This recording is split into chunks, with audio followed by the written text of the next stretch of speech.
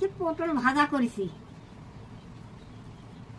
আর আলু দিয়ে পটল দিয়ে বাটা মাছের ঝোল করছি। এখন খেয়ে নেই।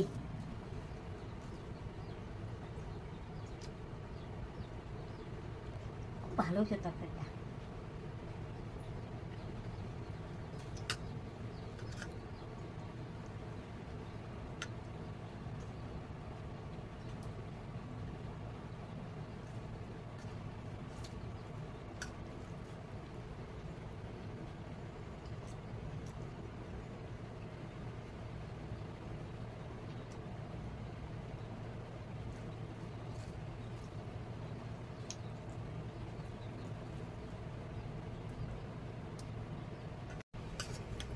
একাই রান্না করি, একাই খাই, কি করবো।